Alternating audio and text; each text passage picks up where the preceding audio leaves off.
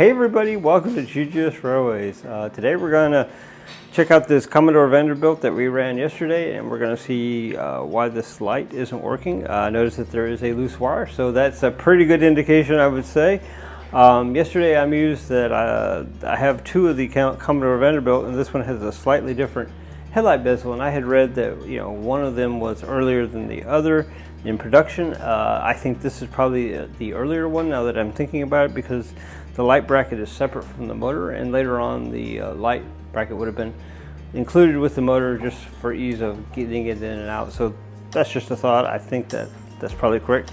All right, let's get this Commodore Vanderbilt open, and we'll get this wire started back on. It ought to be a pretty easy and straightforward repair. I always think that, and then it gets really complicated. But I think today we'll actually be able to do something simple. Let's do it. Okay guys, so let's get this guy disassembled. These marks are pretty simple. It's just 2 screws.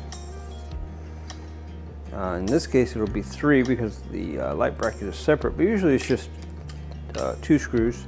That's what makes me think that this one may be the earlier one. I don't actually know that. This actually does, now that I'm looking at it, look like a later drive. This may be out of the one that doesn't have the reverse unit, and it does not have a reverse unit, so I'd say that's a good guess on my part. We got that upside down for doing the light. So all right, so this is the wire here that comes from the pickup, so this is where we'll solder the light back in. As you can see, the wire is disconnected. That is definitely the problem. So that was a easy and good guess. So we're just gonna see what I mean about the light socket being separate. So all right, we're just gonna put these screws aside. Really, you should have a screw cup or something to hold those, but like I said, this ought to be pretty simple. So I'm gonna try it. It'll probably make me look bad, but we're gonna try it anyway. So I'm trying to figure out how I can get this to where you guys can actually see.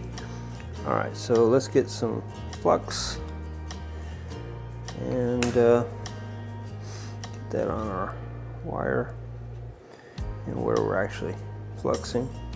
I'm just gonna put a little bit on here. All right, doesn't take much. And we're gonna get our soldering iron, and this ought to be pretty good. I'm gonna clean this tip real quick.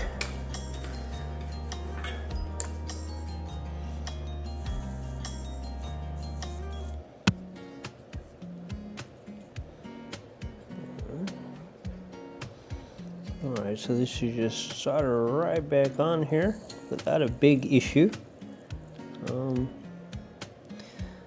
Seems like that's going to work. Put my soldering iron back over here where it belongs. Alright, that looks like it's pretty good. That was pretty simple. We must soldering iron out the way here. Maybe turn it off. We don't need that anymore. It's alright. So as you can see, the light bulb is connected to the positive here, and the ground will come from the body. Okay, so let's get this back in here. This ought to be pretty simple. This guy goes in here like so. What you want to make sure is that this wire is kind of in the middle here. Otherwise, what you'll wind up with is it'll be on the wrong side, and you'll have to take it back out and do it all over again. Not that big a deal, but why do it if you don't have to?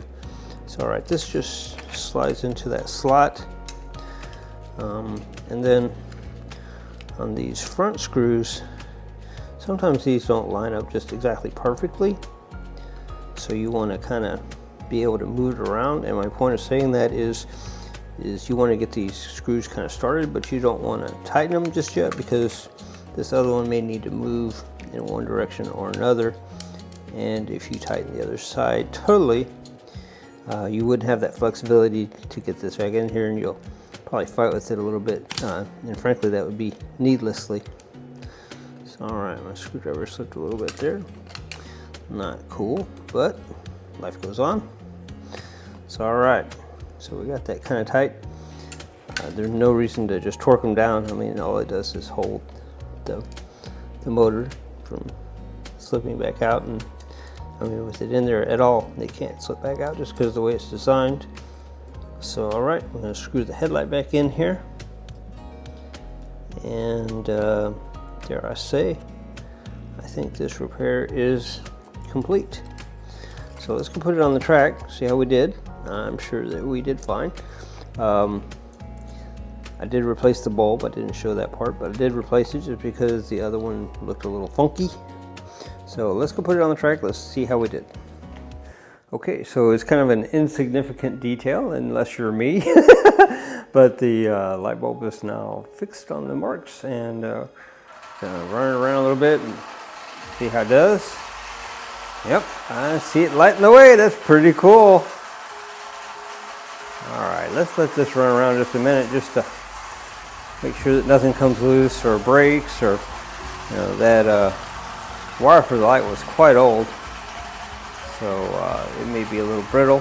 It seemed like it was okay though, but it never hurts to test them out. We're not playing, we are testing.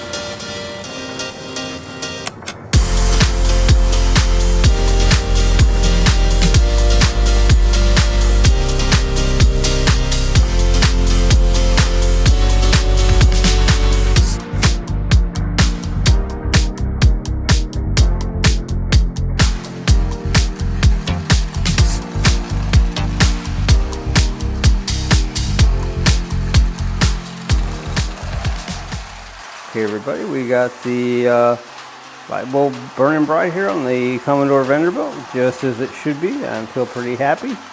So, all right, this is about it for now. If you enjoyed the video, give it a thumbs up. For our returning subscribers, thank you, thank you, thank you. We appreciate you guys. Could not do this without you. All right, guys, well, I think this is about it for the Commodore Vanderbilt light repair. Probably the easiest repair I think I've ever done. So I'll take it. All right, guys, GGS Railways out.